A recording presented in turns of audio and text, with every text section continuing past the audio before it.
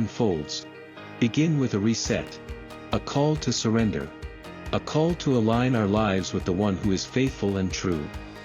His promises endure. His mercy is new. In every season, His word sees us through. Give thanks to the Lord, for He is good, His love endures forever. This is the year of Alive in Culture. To honor His name and walk in His nature.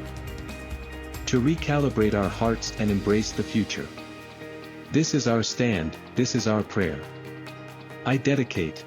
Begin 2025 in His presence.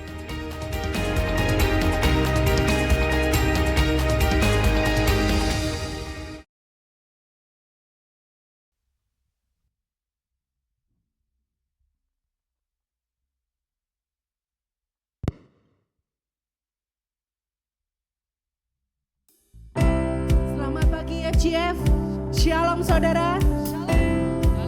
Mari bangkit berdiri saudara. Kita mau persiapkan ibadah pagi hari ini lebih lagi. Bapak, terima kasih Tuhan buat kasih karunia atas setiap kami Tuhan. Terima kasih buat pagi hari ini. Terima kasih buat minggu yang baru atas setiap kami Tuhan. Kami datang Tuhan, kami mau nyatakan Tuhan iman kami. Kami mau nyatakan cinta kami Tuhan. Melalui pujian penyembahan kami Tuhan. Biarlah Engkau yang bertata atas setiap pujian penyembahan kami Bapak. Terima kasih, kami mau mulai ibadah kami hanya di dalam satu nama Tuhan Yesus Kristus. Amin. Semua siap saudara memuji Tuhan kita? Kita angkat tangan kita. Engkau Allah yang luar biasa. Engkau Allah yang dahsyat Tuhan.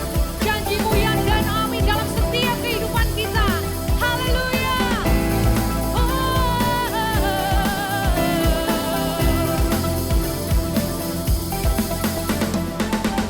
Seperti mentari pagi, langkahku Kau terangi, selalu sertai. Janji-Mu ya dan amin, terbukti Kau genapi, teguhkan setiap hati.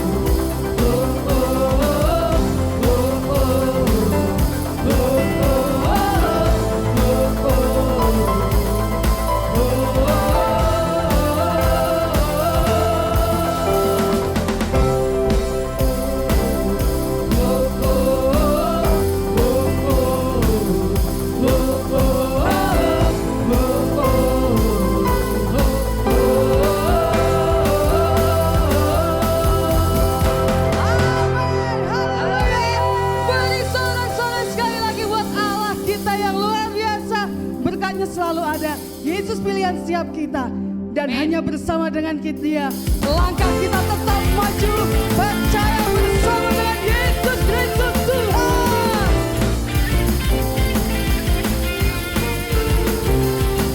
Kau pilihan hidup kami Tuhan, Kau tempat pemujaan kami yang utama, Yesus namanya.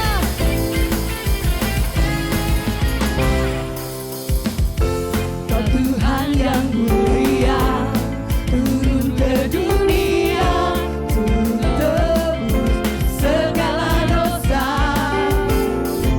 Kau beri keselamatan, beri kesempatan, kasih-Mu mengubahkan. Katakan dan akui, ku akui semua dosaku, maka Kau adalah setia dan adil. Kau kan mengampuni dan sucikan dari segala yang jahat. Tak mau ku hidup di dunia ini lagi, tak ingin kompromi, tak ingin lakukan yang dekatkan hati-Mu, bukan hati-Mu. Nyatakan, tak mau ku hidup di luar tutur kata firman-Mu yang telah bebaskanku. Yesus, kebenaran-Mu ajalah pilihan-Mu. Kita mau bersemangat memuji Tuhan, karena Dia sudah beri hidup buat setiap kita sampai pagi hari ini. Tuhan yang mulia, turun ke dunia, untuk tebus segala dosa.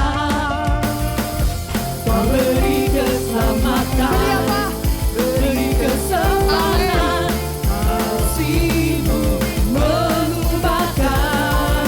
Jelas ku akui semua dosaku, Kau yang setia dan adil, setia dan adil. Kau kan mengampuni dan sucikan dari semua yang jahat, segala yang jahat. Ini kami Tuhan. Tak mau ku hidup di dunia ini lagi,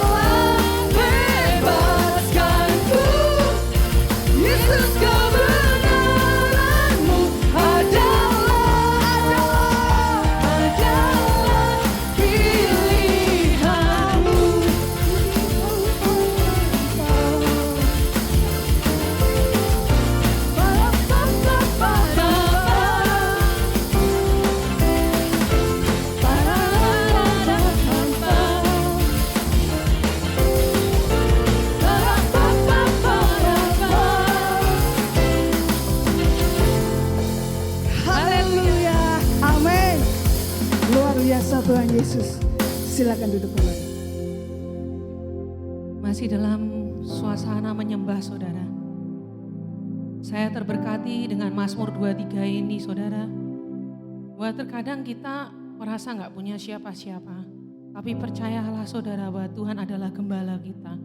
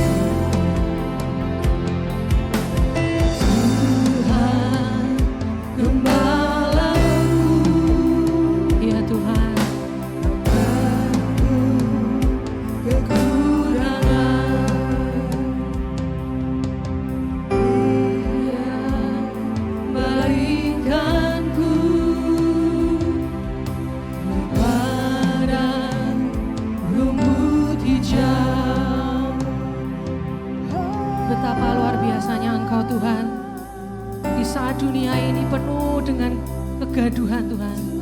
Tapi Kau yang memeluk kami, Kau yang menenangkan setiap kehidupan kami Tuhan. Mari saudara, kita ucapkan kasih sayang kita, terima kasih kita dengan penyembahan yang terbaik dari Engkau.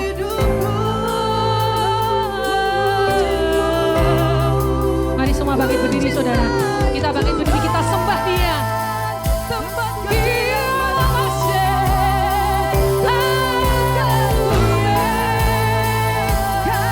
terima kasih Tuhan, terima kasih.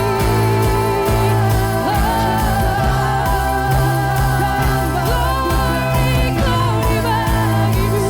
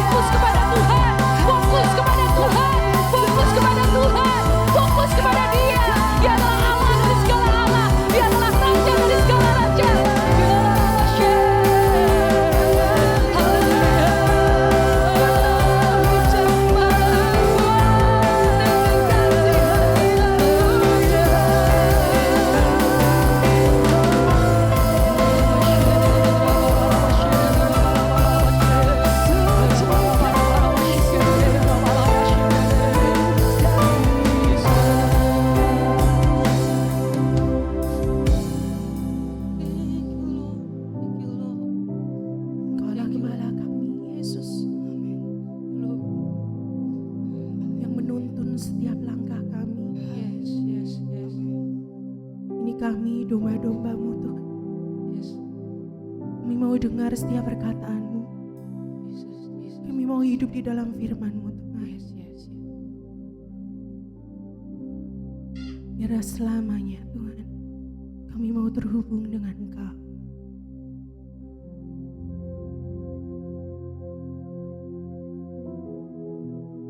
Terima kasih Yesus.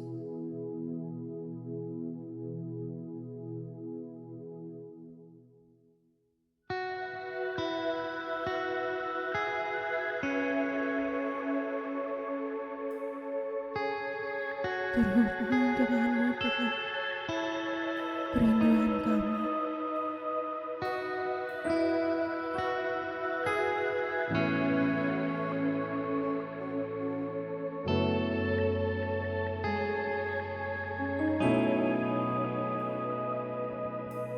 Kasih-Mu layakkan seluruh hidupku,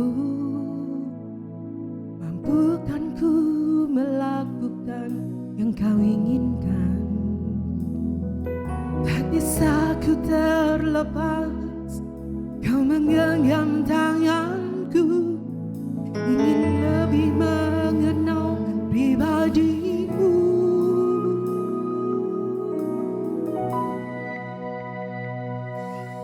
Ku terhubung dengan-Mu, selalu melekat di hati-Mu. Firman-Mu itulah dasar hidupku yang berdaulat atasku.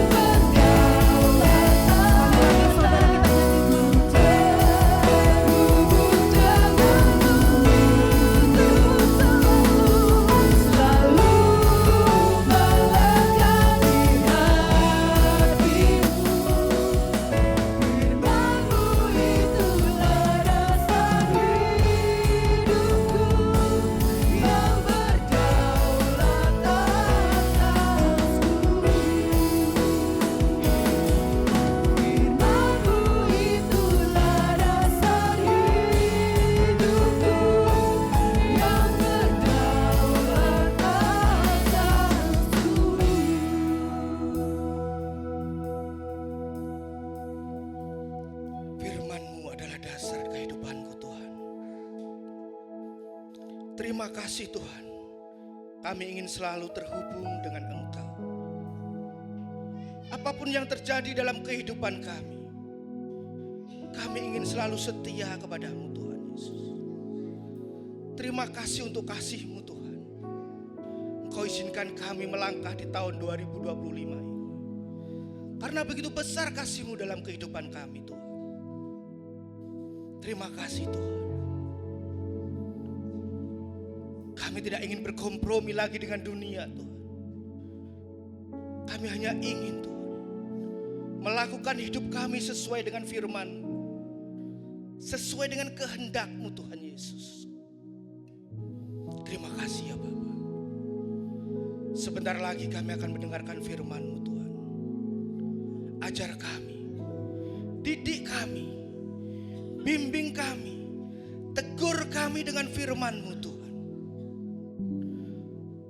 Beri kami pikiran yang baik, hati yang bisa menerima, supaya firman-Mu tetap melekat di hati kami, dan kami bisa melakukan sesuai dengan yang Kau kehendaki. Terima kasih Tuhan. Kami siap mendengarkan firman-Mu. Biarlah Engkau sendiri yang berkata-kata untuk menyampaikan kepada jemaat kepunyaan-Mu Tuhan, lewat mulut lidah hamba-Mu ini Tuhan Yesus. Terima kasih ya Bapa. Hanya di dalam nama Tuhan Yesus kami berdoa dan mengucap syukur. Haleluya. Amin. Silakan duduk kembali Bapak Ibu Saudara. Shalom Bapak Ibu Saudara. Terima kasih, puji Tuhan, kita selalu mengucap syukur kepada Tuhan. Bahwasanya begitu baik Tuhan dalam kehidupan kita. Bahkan sampai hari ini pun kita masih diberi nafas kehidupan. Itu artinya kita masih diberi kesempatan sama Tuhan.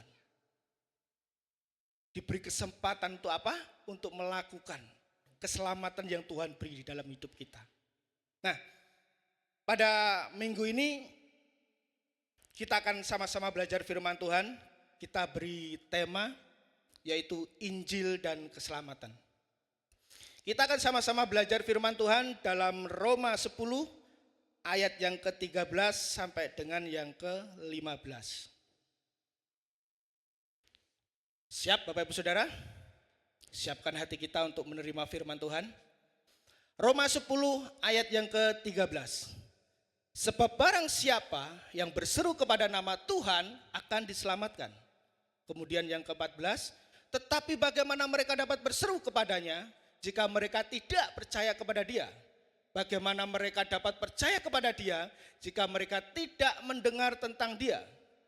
Bagaimana mereka mendengar tentang Dia jika tidak ada yang memberitakannya? Kemudian yang ke-15, dan bagaimana mereka dapat memberitakannya jika mereka tidak diutus?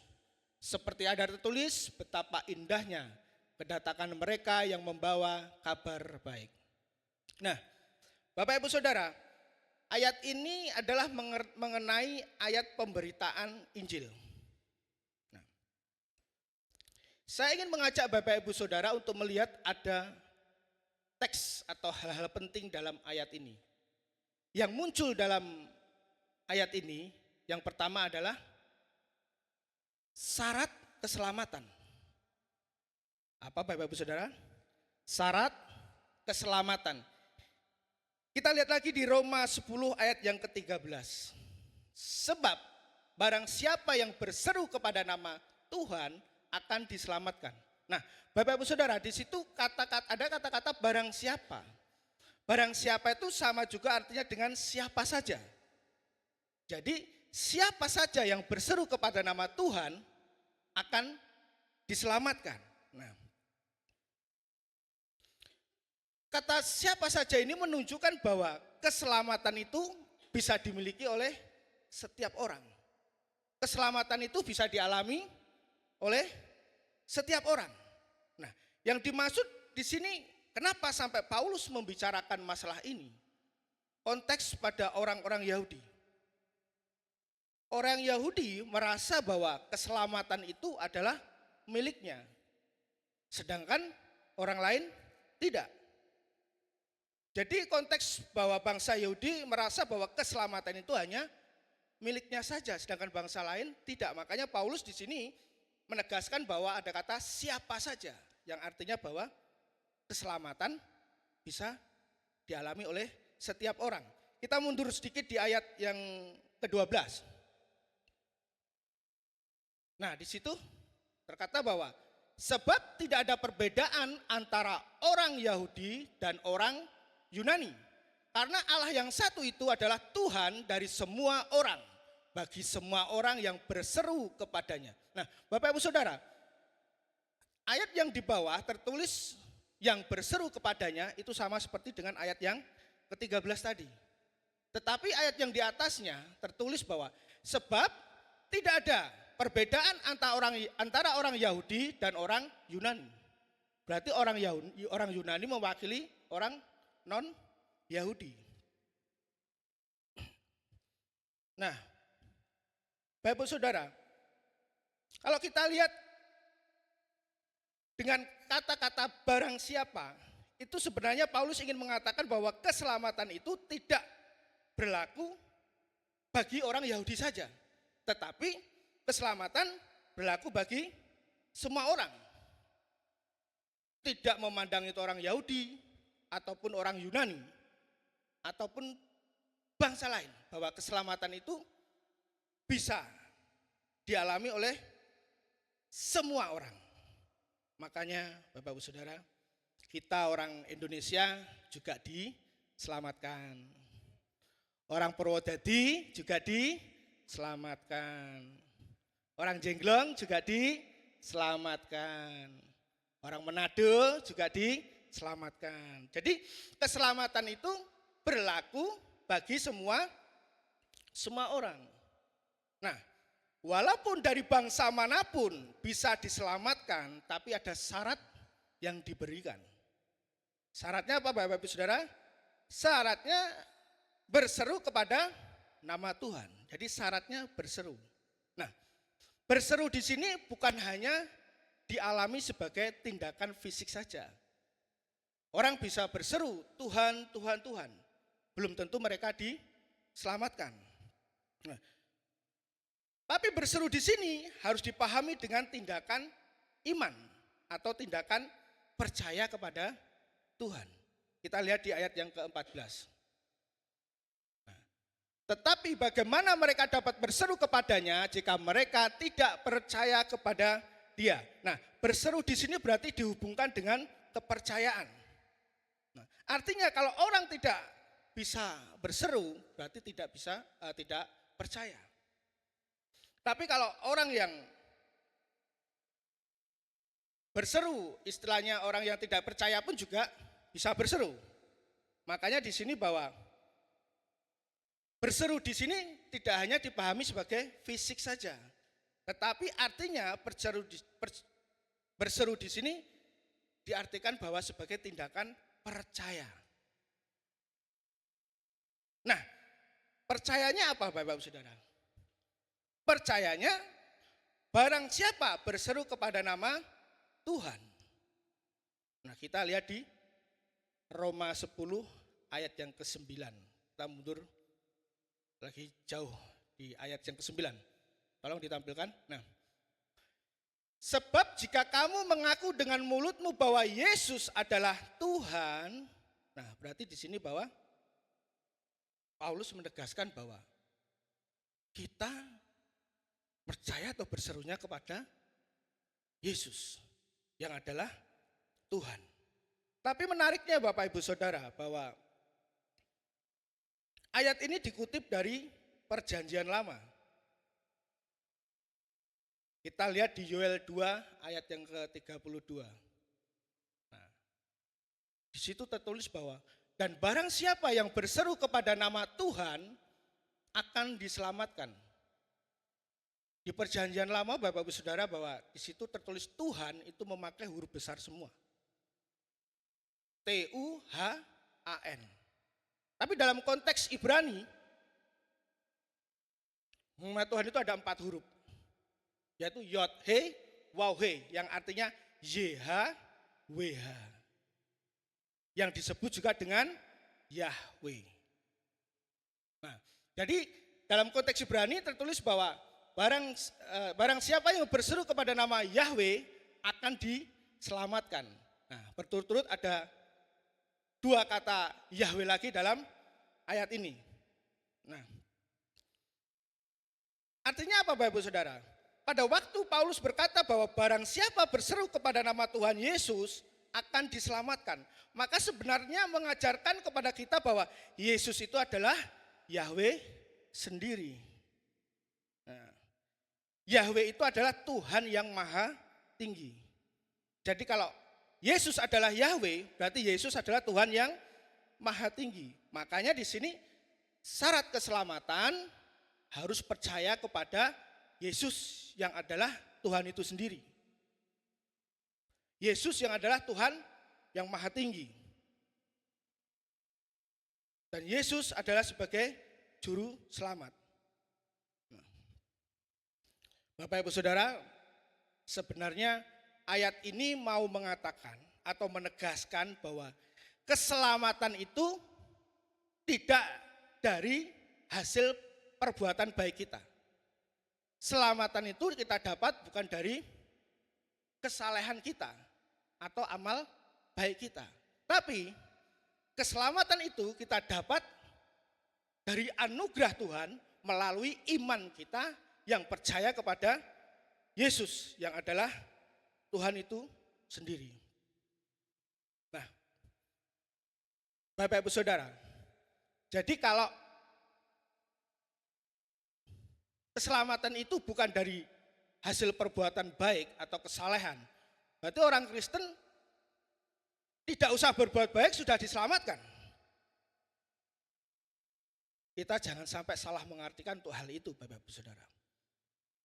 Bapak Ibu Saudara tahu apa yang dimaksud dengan keselamatan? Nah, keselamatan itu adalah pembebasan dari dosa. Apa Bapak Ibu Saudara? Keselamatan itu pembebasan dari dosa.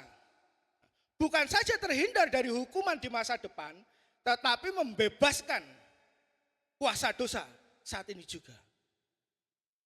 Amin. Keselamatan juga bisa membawa perubahan hidup.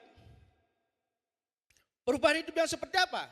Perubahan hidup untuk meninggalkan kehidupan lama dan menuju ke kehidupan dalam Kristus. Makanya kalau orang yang percaya kemudian dibaptis dan dikatakan lahir baru. Nah, yang dimaksud lahir baru di sini apa Bapak Ibu Saudara? Apakah yang dimaksud lahir baru setelah kita dibaptis kemudian kita diselamatkan dan kemudian kita tidak berbuat apa-apa?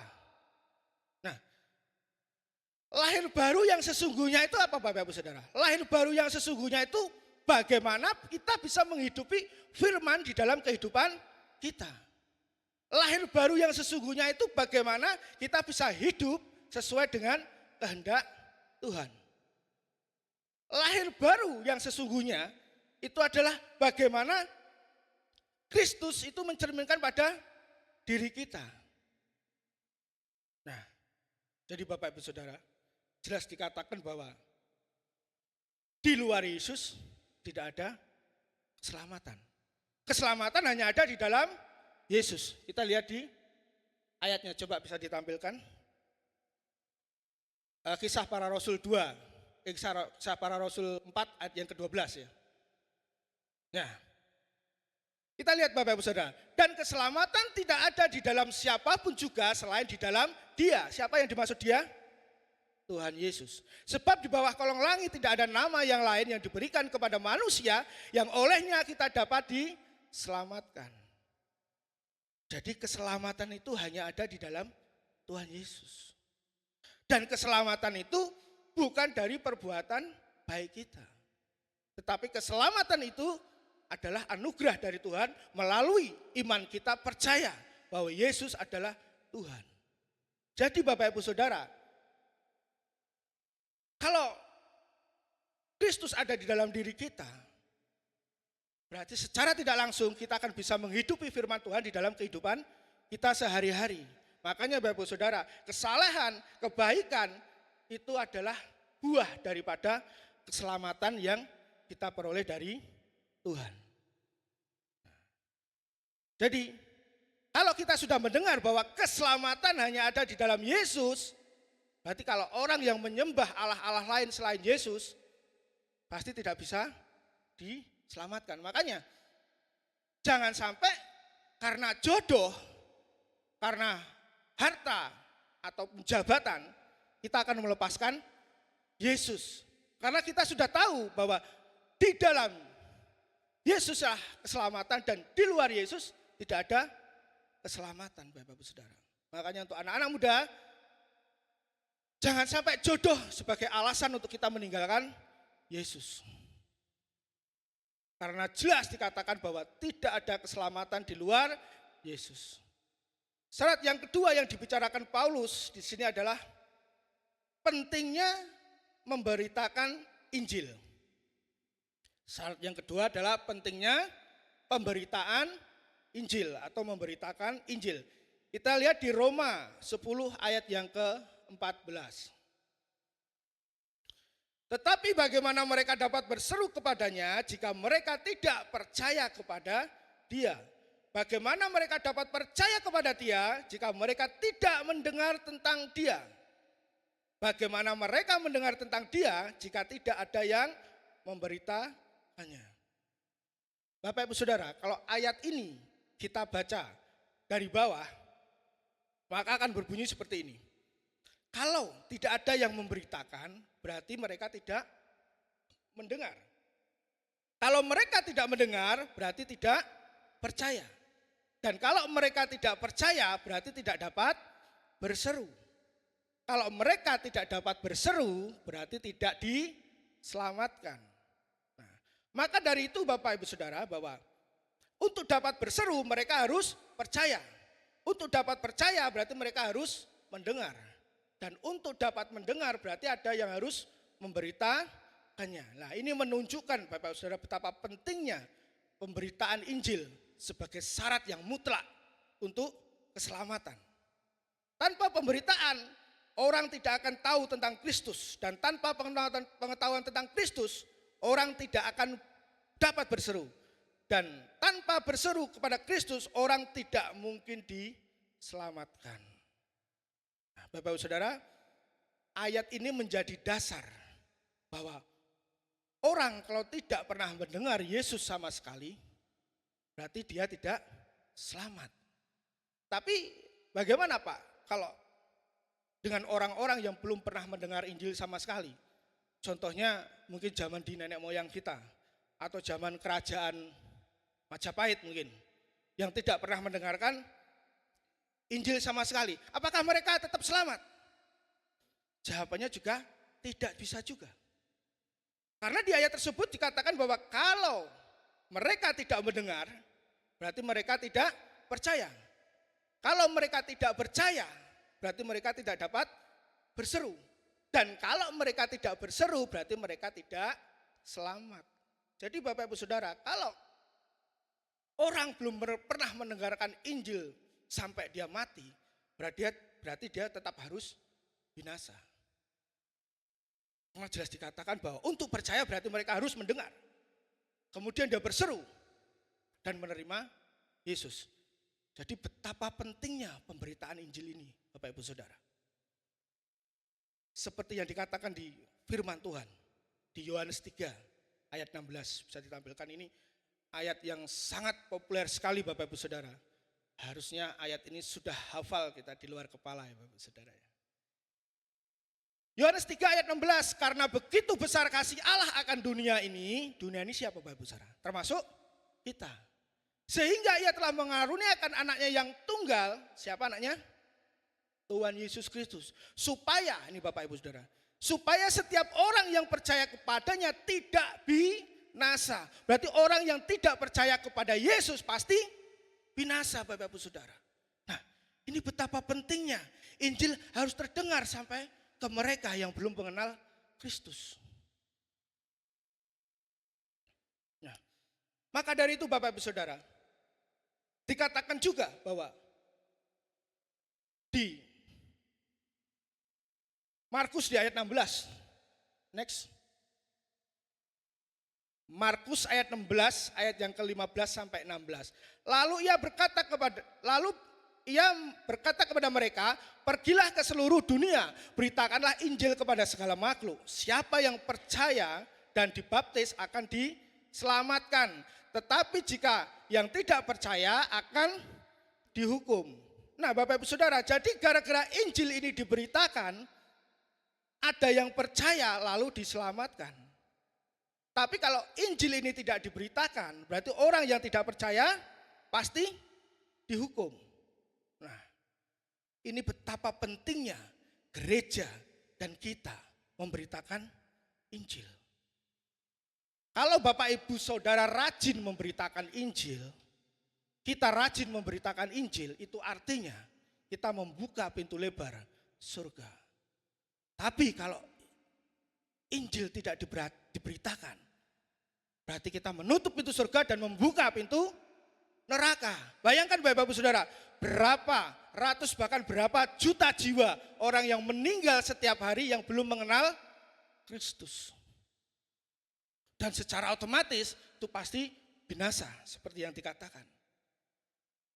Ini firman Tuhan yang mengatakan bahwa setiap orang yang tidak percaya pasti binasa. Dan kalau kita melihat berapa ratus jiwa orang yang meninggal setiap hari yang belum mengenal Kristus. Dan mereka pasti akan binasa. Dan itu adalah tanggung jawab kita. Loh, kok bisa tanggung jawab kita? Coba kita lihat di Yeskiel 3 ayat yang ke-18. Kalau aku berfirman kepada orang jahat, engkau pasti dihukum mati. Dan engkau tidak memperingatkan dia atau tidak berkata apa-apa untuk memeringkatkan orang jahat itu dari hidupnya yang jahat, supaya ia tetap hidup, orang jahat itu akan mati dalam kesalahannya. Tetapi, nah ini Bapak Ibu Saudara, tetapi aku akan menuntut pertanggung jawab atas nyawanya daripadamu. Jadi Bapak Ibu Saudara, kalau orang jahat, yang dimaksud orang jahat berarti orang yang belum mengenal Kristus. Tuhan mau hukum mati dia. Kalau kita tidak menyampaikan apa-apa atau tidak pernah ngomong apa-apa ke orang itu tetap akan mati. Tetapi Tuhan akan menuntut pertanggungjawaban dari kita. Makanya Bapak Ibu Saudara, memberitakan Injil itu adalah tugas kita. Banyak saudara-saudara kita yang belum mengenal Kristus. Banyak dari teman-teman kita yang belum mengenal Kristus. Makanya kalau kita rajin untuk memberitakan Injil, kita akan membuka lebar pintu surga. Kita lihat di Roma 10 ayat yang ke-15. Dan bagaimana mereka dapat memberitakannya jika mereka tidak diutus? Nah, jadi Bapak Ibu Saudara, supaya Injil ini terdengar sampai ke seluruh dunia, maka ada yang namanya misionaris. Supaya Injil sampai terdengar ke seluruh dunia. Makanya Bapak Saudara, puji Tuhan sinode kita sudah mengutus misionaris untuk memberitakan Injil ke seluruh dunia. Maka sebagian uang persembahan kita pasti untuk misionaris. Supaya Injil terdengar ke seluruh dunia. Nah, Bapak Ibu Saudara, selain misionaris gereja yang diutus, kita juga wajib untuk memberitakan Injil. Gereja juga wajib memberitakan Injil. Supaya mereka yang belum pernah mengenal Kristus menjadi mengenal Kristus. Dan akhirnya diselamatkan. Nah, Bapak Ibu Saudara, karena kita sudah diselamatkan, kita wajib untuk mengerjakan keselamatan itu. Kita wajib untuk memberitakan Injil. Memberitakan Injil bukan hanya petugas seorang pendeta saja, pengkhotbah atau bahkan misionaris. Tetapi memberitakan Injil juga tugas kita semua. Kita lihat di Matius 28 ayat yang ke-9 sampai dengan yang ke-20. Karena itu pergilah, jadikanlah semua bangsa muridku, dan baptislah mereka dalam nama Bapa dan Anak dan Roh Kudus. Dan ajarlah mereka melakukan segala sesuatu yang telah kuperintahkan kepadamu. Dan ketahuilah, aku menyertai kamu senantiasa kepada sampai akhir zaman. Ini adalah perkataan Tuhan Yesus kepada murid-muridnya, supaya Injil terdengar ke seluruh bangsa. Nah, Bapak Ibu Saudara, kita sudah diselamatkan. Kita mempunyai label bahwa kita adalah anak-anak Tuhan. Kita juga adalah murid Tuhan. Jangan sampai kita hanya sebatas sebagai orang Kristen rutinitas yang tiap minggu ke gereja, mendengarkan khotbah dan dipuaskan dengan worship. Kemudian kita sudah berpikir bahwa itu kita sudah memberikan persembahan yang terbaik buat Tuhan. Ingat Bapak Ibu Saudara, kita adalah anak-anak Tuhan. Masih banyak jiwa-jiwa yang belum terselamatkan. Bahkan dari keluarga kita sendiri pun juga belum mengenal Kristus. Itu adalah tugas kita Bapak Ibu Saudara. Saya mendengar beberapa hari lalu, saya melihat di medsos ada kesaksian seorang ibu. Ibu itu sakit dan harus dioperasi. Waktu itu dia berdoa, disaksikan kepada saudara-saudaranya dan juga pada perawatnya saat itu. Dia berdoa bahwa dia minta kesembuhan. Tetapi dia tidak mengenal Yesus.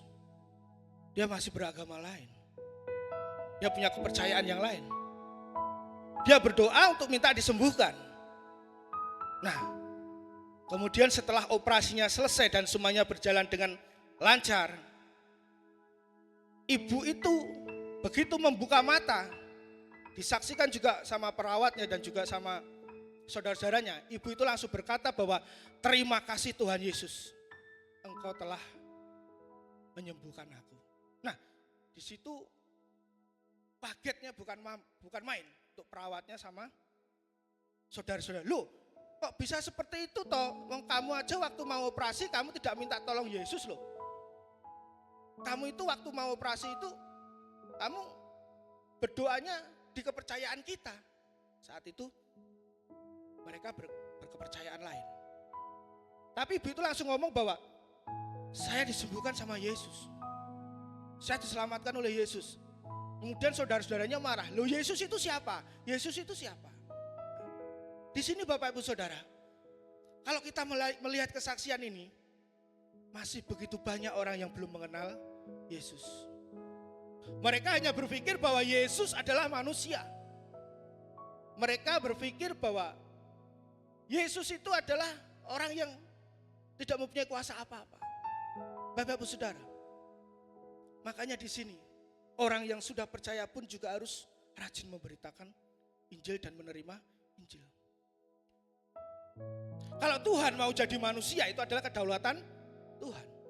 Tuhan mau jadi apapun itu adalah kedaulatan Tuhan. Tapi jangan sampai manusia yang menjadi Tuhan. Nah, ini adalah betapa pentingnya Injil itu harus sampai terdengar kepada mereka yang belum mengenal Yesus. Saya juga saat itu kakak saya sudah meninggal. Dan kakak saya belum mengenal Kristus. Tuhan, saya sangat sedih sekali. Ketika kakak saya koma, saya ke rumah sakit. Saya tuh menyesalnya kenapa? Di saat dia hidup saya belum menyampaikan Injil kepada Tuhan. Sehingga sampai dia koma, kemudian saya bisiki dalam telinganya bahwa Yesus adalah juru selamat satu-satunya. Percayalah kepada Yesus. Percayalah kepada Yesus, Mas. Tetapi kakak saya sudah tidak bisa mendengar apa-apa. Dan saya berharap dalam komanya dia mendengar bahwa Yesus adalah juru selamat. Kemudian saya waktu itu pulang dan kakak saya meninggal. Maka di sini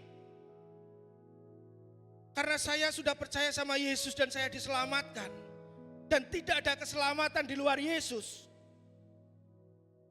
Kalau saudara-saudara kita yang belum mengenal Yesus, dia masih menyembah Allah lain, dikatakan dia pasti binasa. Makanya Bapak Ibu Saudara, saya juga harus memberitakan Injil kepada saudara-saudara saya yang belum mengenal Yesus. Puji Tuhan, kemarin dari ibu saya sudah mengenal Yesus. Dan kemudian saya akan menyampaikan ini kepada adik-adik saya, kepada keluarga saya. Karena kita sudah tahu tuh, bahwa di luar Yesus tidak ada keselamatan. Kita sudah tahu bahwa hanya Yesus juru selamat kita. Terkadang kalau kita ngobrol sama teman kita dan teman kita belum mengenal Yesus, itu kita merasa sedih. Tapi tidak apa, kita harus tetap menyampaikan kebenaran itu. Kalau toh mereka percaya atau tidak percaya, itu Tuhan yang akan menjamahnya. Yang penting kita harus memberitakan bahwa Yesus adalah juru selamat satu-satunya, Bapak Ibu Saudara. Makanya kalau kita rajin memberitakan Injil, Tuhan akan senang melihat itu semua. Dan pada akhirnya semua yang melayani pasti ada upahnya.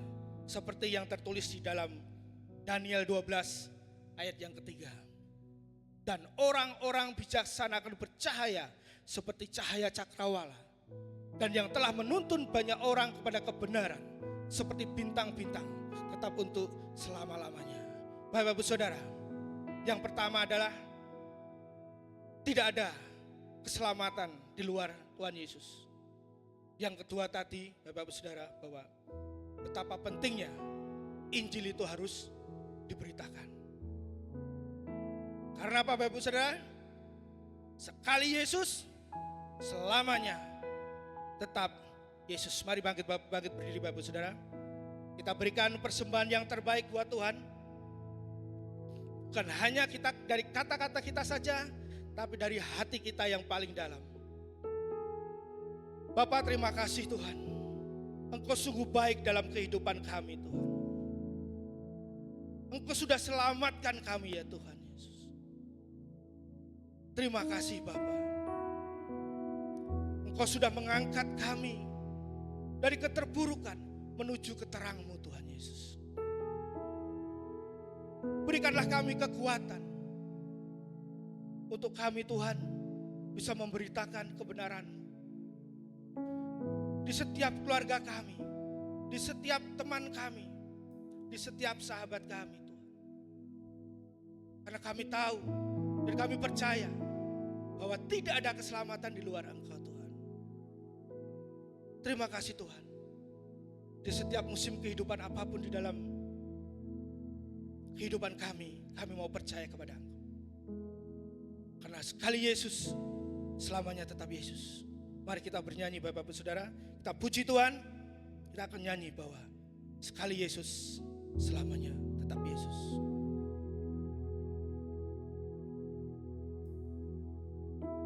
Dalam segala keadaan, mari kita nyanyi dari hati.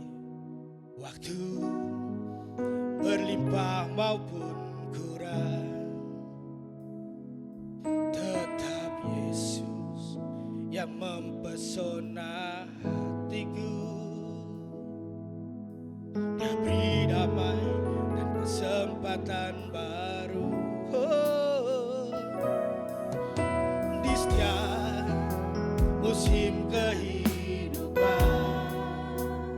katakan waktu ku kuat maupun lemah, tetap siapa? Tetap Yesus yang mempesona hatiku. Dia beri hidup dan kesempatan baru. Sekali Yesus, selamanya Yesus. Terima kasih Tuhan. Harapanku tak akan hilang.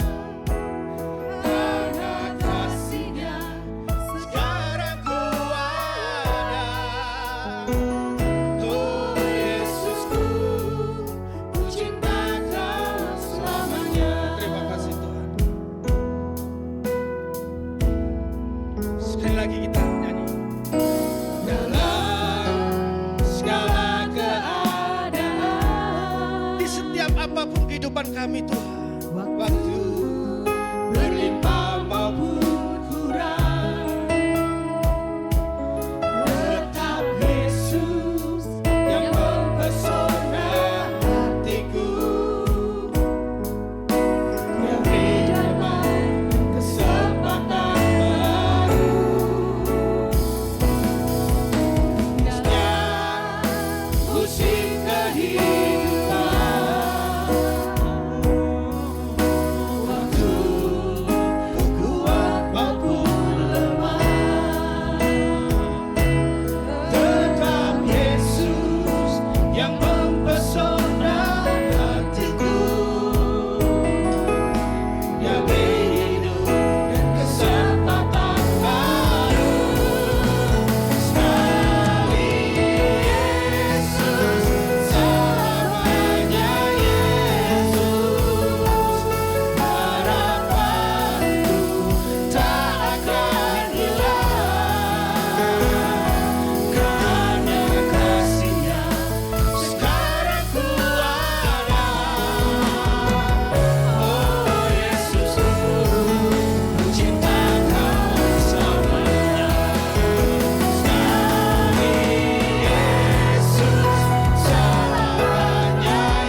Yesus. Katakan Bapak Ibu Saudara, harapanku tak akan hilang, karena kasih-Nya sekarang ku ada. Oh Yesusku, ku cinta Kau selamanya. Terima kasih Tuhan. Apapun yang terjadi dalam kehidupan kami mau berjanji Tuhan, berlimpah maupun kurang, kuat maupun lemah di kehidupan kami tetap memuji Engkau. Kami ingin setia kepada Engkau Tuhan Yesus. Terima kasih Yesus, karena sekali Yesus, selamanya tetap Yesus.